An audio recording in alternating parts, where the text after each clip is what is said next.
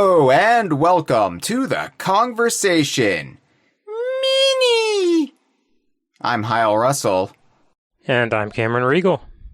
And Cameron, here we are again for yet another Kongversation Mini centered around Mario Kart Tour. But this might, in fact, be the last one because the current tour in Mario Kart Tour, the anniversary tour for the game's 4th anniversary, will be the last with any brand new content. Beginning with this Wednesday's Battle Tour, all content will be recycled for as long as the game remains in service. And to be clear, the game is not functionally ending per se. It's still being supported by Nintendo. It's still going to be cycling through old tours, which you can pick up and play on your phone or tablet. You can download it still. It's still going to be live. You can race against other players. You can make progress, level up characters. It's not a Dr. Mario World situation. Right. The Doctor is still in this case. Yeah, you can still get him with rubies. All of that, the game still exists, but the living aspect of it, where it's constantly updated with new features, that has come to an end. And we've discussed this possibility here on the Kongversation a few times, especially when we started noticing, I think it became clear to anybody moderately engaged with the game that the new characters were definitely slowing down from what they used to be. There would be some tours where the only new character would be, here's a Mii costume in a slightly different color than before. It's like, oh, okay, the writing's kind of on the wall. But that being said, now that we're finally here, the bandage has been ripped off. I have to say, it's still kind of affected me a little bit. I would have never thought I would have been glum upon receiving this news. Because again, this isn't, Dr. Mario World or anything. The game still exists for now. But, Mario Kart Tour has kind of become part of my lifestyle, part of my DNA. I know it's not everybody's cup of tea, and a cup of tea is also the basis for several karts you can drive in the game. But I enjoyed seeing what wacky character variants would pop up, what real world city tracks would, make themselves known. It was fun to get this content once I began appreciating what the game actually was. And, it became part of my Wednesday morning ritual, especially when a new tour would launch every other week. I would wake up and, the first thing I would do is grab my phone, install the update, and play the first several cups while still in bed. That would be my morning cup right there, is the cups in Mario Kart Tour.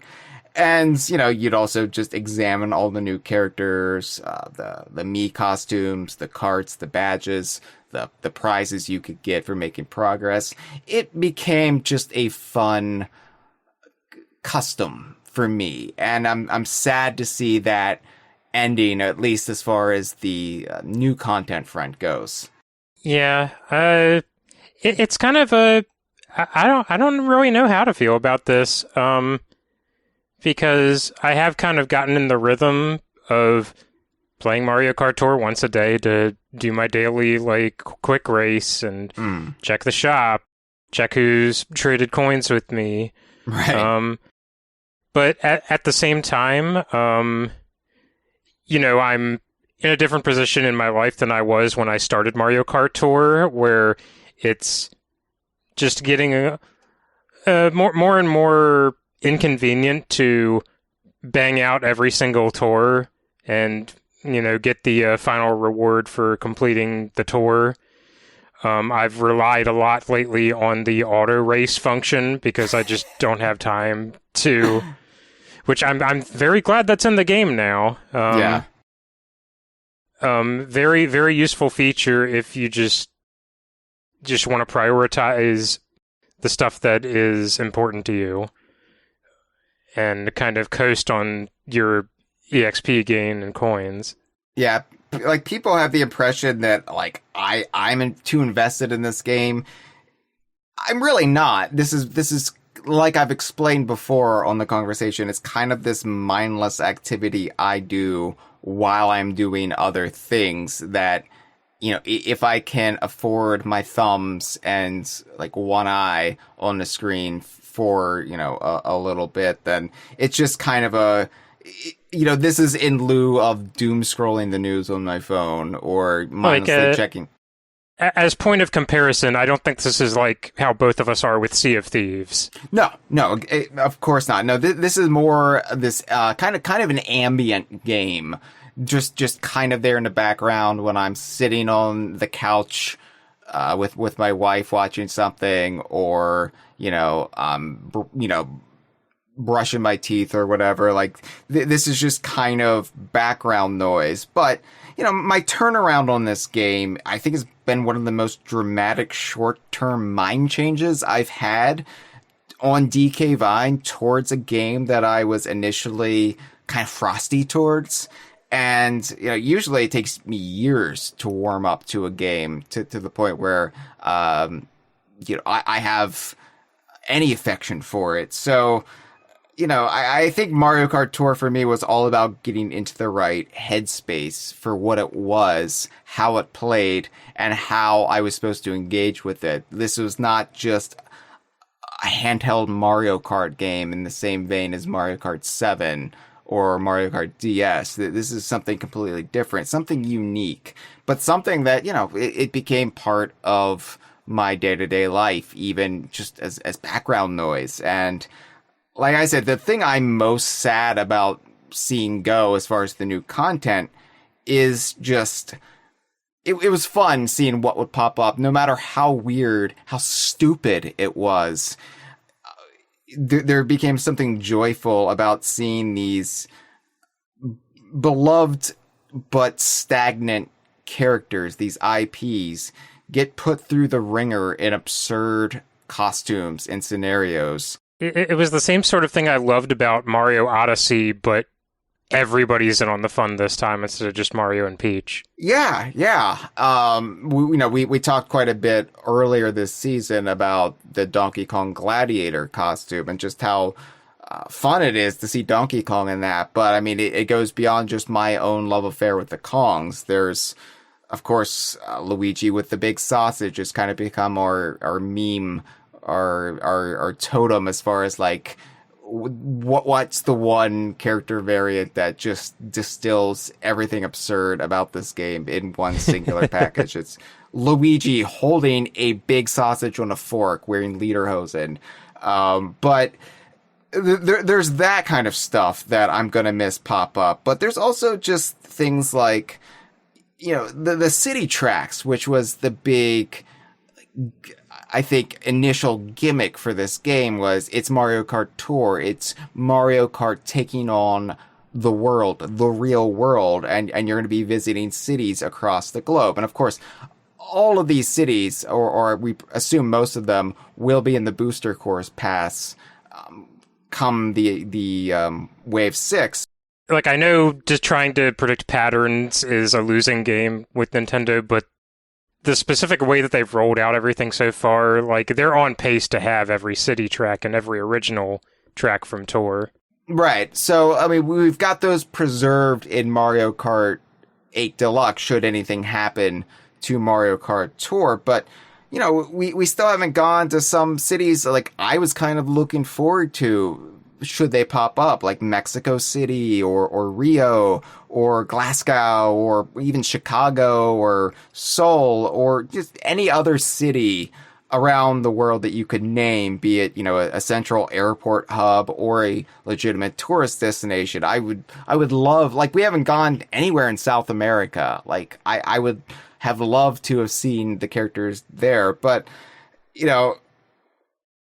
as I just alluded to, as we just alluded to, it's kind of obvious that the content is ending with the end of the booster course pass as well. There's a synchronicity there that cannot be ignored. So it kind of makes one wonder, what's up with that, and what is next for the Mario Kart brand as a result. Because as far as we know, Mario Kart Tour is still lucrative enough of a cash cow for Nintendo, that they're not pulling the plug on the servers. They're still supporting it. It's not a Dr. Mario World situation where they're just like, well, we tried it, it failed, nuts to this. They're still keeping it live because it's still pulling in enough money for them to make it worthwhile. But as sad as I am to see it end, honestly, if they do keep it online and just recycling old content, part of it is kind of a relief because there is a logical stopping point now. yes. There is an end goal. Right. It's not just I'm hoarding rubies hoping a funny Donkey Kong variant is in the game, or the Diddy Kong Me racing suit, which, damn it, Cameron, I really wanted a Diddy Kong Me racing suit, but it's okay. It's okay. But, it makes one wonder, they had the Booster Course Pass, they had Mario Kart Tour, both are ending now. So what are they going to be working on? And of course, everybody is immediately going to think Mario Kart 9 for whatever successor to the Switch, be it the Switch 2 or whatever they're going to call it. That raises a question. Do you think they're going to count Mario Kart Tour as part of the numbering? Because I honestly don't know. I don't. They do treat it like a full legitimate Mario Kart game. There's not that distance between it and the brand like there is the arcade games. Right. Like they freely promote characters who are in the Booster Course DLC as being from Mario Kart Tour. Right. But I also view Mario Kart Tour as kind of I don't know, it's almost like it's become part of the language and makeup of Mario Kart 8 Deluxe at the very least, where they're kind of sister titles. And so it would be, I think it would be weird to jump from Mario Kart 8 to Mario Kart 10. I don't even know if they're going to keep the numeric branding, because that's a relatively recent thing in Mario Kart as well. But I think everybody still will think of it as Mario Kart 9, whether you can parse out if it's a Super Smash Brothers 4 situation. Do both of these games count as 4? Is this 4 and 5? Doesn't really matter. But the next console Mario Kart game, we'll call it that. If it's all hands on deck for that, it raises the question if they're pulling in the tour people to also work on that, and we don't know if they are. This is just naked speculation. But will the abundance of features in Mario Kart Tour that necessitated all the people constantly working on it, will that be a feature of the next console Mario Kart game? I guess that's sort of why the question is on my mind. Like, are they going to count this as a numerical entry? Because as easy as it is, Booster Course Pass notwithstanding, to view Mario Kart Tour as being in its own like little bubble that is often its own little corner from the rest of the Mario Kart series, there are lessons I want the next console Mario Kart to take from Mario Kart Tour. There are genuinely interesting, fun ideas explored in this money-grubbing gacha game. Yeah, exactly. And speaking of money grubbing, this came up in the DK Vine inner circle when this news broke, and we were all talking about what the future may entail. And it was proposed that maybe the next console Mario Kart game will be more of a living game. Not in the Sea of Thieves sense, per se. Like, you're still going to have a set amount of, tracks, at least at first, but maybe there's going to be a DLC shop with a constant stream of new characters and carts and Mii costumes like Mario Kart Tour. And I know people would hate that. I can just hear the vitriol from here upon suggesting it. And I understand why. Anytime you have to pay more money from the initial cost of the game, I think people will allow a DLC cycle to a limited degree, but for it to be a constant thing, like beyond the booster course pass, right? Like people would have a fit, but having the Pirate Emporium and Sea of Thieves, it's kind of trained me to, I'm more picking and choosing now. I don't feel like I have to get everything in the Pirate Emporium, especially with captaincy and having set, ship designs. I'd almost be for it if it would mean we could actually get the characters we want, the carts we want, having that greater variety and, customization to my taste. Like, if this is what gets us Dixie Kong in a Mario Kart console game, if this is what gets us all those fun Donkey Kong carts that Mario Kart 8 Deluxe does not have, and if I could just buy it, a la carte, pun intended, then I would almost be saying, yeah, okay, sure. Yeah. Let's do it. Yeah, I know people would definitely balk at the degree of monetization that would imply, but here's the thing with me is that it is like well established, and by that I mean the hard data is there for all to see. With the sales numbers of Mario Kart 8 Deluxe on Switch, Mario Kart games will sell forever once they come out on the console. Yeah. And they will not make a second one for that same console. Right. So when you do that, that's why the Booster Course Pass was such a shock, because everybody sort of assumed, well, we got a Mario Kart right at the beginning of the console's lifespan. Aside from home circuit, we're done. That's it. And I think that there is ripe opportunity for a living game that carries Mario Kart through the entire lifespan of a console, because it doesn't get iterative sequels either, like Splatoon does. Yeah. On the same console. But I think there is definitely room to explore like that sort of like season pass, DLC shop sort of ongoing content model for Mario Kart, especially because I'm looking at Mario Kart Tour has evidenced very well for me that Mario Kart can be a constant drop-in, drop-out affair for me day to day. Yeah, for sure. I had never thought of it in those terms, and I think the lessons learned from Mario Kart Tour and the Booster Course Pass shows that, you have a Mario Kart game at launch or near launch, and then just keep it going and keep people engaged with new characters, new tracks, new carts, and it can just be this, people, again, will balk. They will not like the idea of, I'm sure there will be, ways you can save if you just want to get everything, but yeah, I would be for that if it meant that we would never be left wanting in the next Mario Kart game. Yeah, I also want it for the selfish reason that I can't do the Diddy Kong dance again, Hyle. We just got him in Mario Kart 8.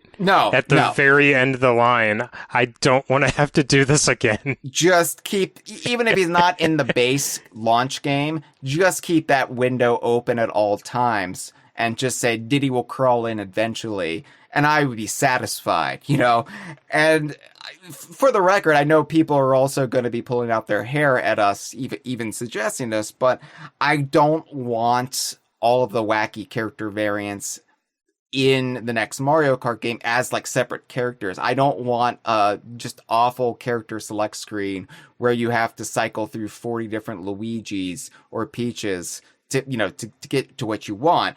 I think a good idea would be character costumes that would carry over those appearances and those gimmicks, but it would just be applied to the base character. I think that would be the best way to go about it. So then you could also, extra monetization for Nintendo. It's like, we've got these new Rosalina costumes. We've got this new Bowser costume. Yes, we've got a Donkey Kong costume, and you could buy that and apply it to Donkey Kong whenever you want in the game.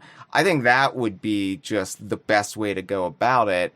And then also maybe they're not as expensive as full characters. It's just little accoutrements, little tweaks, augments you can make to the character, dress them up your way. I think that level of customization, that level of putting your own personality or your preferred personality onto your roster in Mario Kart would be brilliant. I don't know why they wouldn't do this. I'm talking myself into this as we speak. It also, like, as I've seen with other titles, diversifies like online play so that, say, if 4 people in a race have picked Luigi, they're not all base Luigi. One of them can be Luigi with his vintage overalls. One of them can be Luigi with the big sausage. One of them can be Builder Luigi. It's Vacation Luigi, etc. I'm thinking back to 2014 when Mario Kart 8 came out on the Wii U, and a bunch of DK Vine staffers and friends were playing it together, and it was just a sea of brown fur because we were all just racing as Donkey Kong. And, funny, but not visually interesting. But yeah, you get Donkey Kong in the gladiator suit, you get the Donkey Kong Jr. SNES sprite, you get, you could do a lot with it, and that's exciting to me. And of course, I would be going all in for all the Kong variants, just like I did Mario Kart Tour. It's going to be weird for me too, like the end of Tour content, just thinking, well, I have all the Donkey Kong stuff in the game. Like, aside from a badge or two, that's true for me now. I have all the Donkey Kong content in the game, Cameron. I've almost got them all leveled up, like maxed out. Maybe that's going to be my breaking point where I fully lose interest. I don't know. But yeah, if you could keep that as just a evergreen thing on the next Switch or the Switch successor, and just have Mario Kart be constantly in discussion, and people wouldn't be left wondering, well, when's the next Mario Kart? It just could be like, no, this is Mario Kart right here, right now. I mean, it's possible they could also be taking the tour team to do like Mario Kart 99 or something like that, but I very much doubt it. I think the next Mario Kart game is going to be an all-encompassing title, taking the best of both worlds into one package. I certainly hope it is, because Mario Kart has a nasty habit of doing something I really like in one game and then pretending it never happened in the next one. Let's end it. The Booster Course Pass was a step in the right direction. Let's go all the way, people. But maybe this would be better saved for a Mario Kart 9 or Mario Kart 10 or whatever speculation episode. This is about Mario Kart Tour, and as we wrap up this mini, I thought we would pay tribute, the both of us, Cameron. I was wondering if you would like to share, because I certainly would. From Mario Kart Tour, what were your favorite original characters added to the game, your favorite character variant, your favorite kart, and we'll say favorite city track? If you don't have a favorite city track, then maybe just a track that first debuted in Mario Kart Tour. Yeah, so I guess for my favorite character variant, this feels like a cheat, but I'm just going to say it. So when King Boo shows up in Mario games, they've kind of settled on, ever since I think Double Dash, this specific design for him that is different from the Luigi's Mansion design, that is just kind of a regular Boo with a crown, but he's really big and has a big tongue. Right. Mario Kart Tour introduced a variant of King Boo Luigi's Mansion, which gives him the very distinct, creepy look he specifically has in the Luigi's Mansion games. And I love that. I want that to be his standard look in Mario games going forward. That clearly doesn't seem to be happening, so I will settle for Mario Kart having that as just an alt option. I agree. He looks like a more interesting character for me, as somebody who's not even on the Luigi's Mansion like fandom train. Like, I look at the Luigi's Mansion King Boo and I'm like, I like the way that guy looks. And I guess as far as the carts, so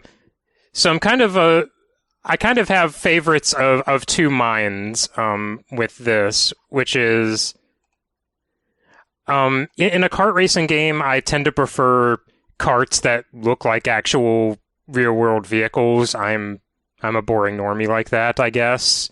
You're a car person. I mean, I think that makes sense considering you've that's one of your areas of interest. It makes sense. The same reason why I can't abide purple monkeys in games or purple gorillas, because I love apes, I love monkeys, I love primates, and I'm like, they don't have purple fur. What are you doing? And for that reason, they kind of knocked it right out of the park very early on with the. This comes in several different like variant colors, and I'm not sure which one's my favorite, but the taxi that they added to tie in with the New York Minute track. It's a very like classical like 50s 60s style taxi. Just a very fun like classic looking vehicle. They've done it in a bunch of cool colors. They've done like a rainbow chrome. They've done red. They've done one with the giant heart on the hood. So I feel like those are my favorite carts, like in terms of like things I would like probably pick if these were to be carried into the next console Mario Kart. Yeah. That said, in pure like out and out indulgent silliness, I love the Combo Cruiser, which is a kart that was added in the Los Angeles tour alongside Charge and Chuck, and it is like a ballpark, like combo meal with a giant burger, fries, a soda. It's so ridiculous. I kind of love it. It's a real like. It reminds me of the Good Burger Mobile, or like the Oscar Mayer Wiener Mobile. They were going for like an all-American tour, and so it was L.A. It was a American football player in Charge and Chuck, and it was just fast food.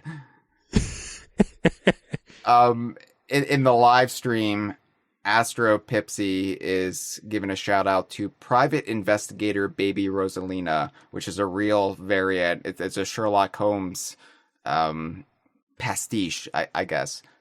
Yeah, I'm not sure where those dots connect, but it is a very fun idea. It's one of the it's one of the charms of Mario Kart Tour that grows on you over time. Initially, you're just like, "What is this?" And then you're just like, "All right, sure." Baby Mario as a koala, sure, whatever. All right. So for me, I mean, you could probably guess some of mine. My favorite OG character is Dixie Kong. How could it not be? How could it not be Dixie Kong? If we're allowed to pick regular characters, yeah, of course. Yeah, okay, yeah. Well, I mean, regular character and variant. Dixie. Yeah, I was under the impression we were only picking variants. Dixie is my favorite brand new addition. I assumed like you didn't have to say anything. I figured Dixie would be important too. Just like if Gibbon was on this, she wouldn't have to say anything. I knew Pauline would be the answer. But yeah, for me, like Dixie, she's my go-to character in this. If you know, I'm choosing and I'm not just going based, you know, who has the 3-item frenzy. Like Dixie is just she's so well animated. She's so much fun. And it's just great to see her in this context. It's a shame she's not in Mario Kart 8 Deluxe, but Dixie, my favorite character variant, you might think Donkey Kong Gladiator, and of course that's the character variant I use the most, but if I'm being honest, if I'm being truthful, it is Luigi with the big sausage. It's such a stupid idea. It almost seems like a piss take. It almost seems passive aggressive in some way. And I just, whenever I see him on the track, whenever I'm racing against him, just seeing him do his like little jumps and holding up the sausage, I'm just like, you know what? What a time to be alive. So that's my favorite character variant. My favorite kart is the Banana Master, which is what I put Dixie in, whenever I'm driving as her. If you're familiar with Mario Party 9, it's similar to the DK's banana slider vehicle you would drive around, and then just elongated a little bit. But yeah, it looks great with her ponytail too. It's just the perfect kart for Dixie Kong. And my favorite city track is Los Angeles Laps, aforementioned Los Angeles Laps, just because out of all the cities in Mario Kart Tour, it's the one I've actually lived in for any significant time, and it's the one I've visited every year for E3. And so it's just fun for me to actually get to drive the Kongs around in a familiar environment, the Santa Monica Pier, over Dodger Stadium, through downtown. And because every time we went to E3, every time we personally attended E3, because Donkey Kong refused to appear, at least I can bring him to the LA Convention Center myself. This has been a File 2 production. ¡Qué rico!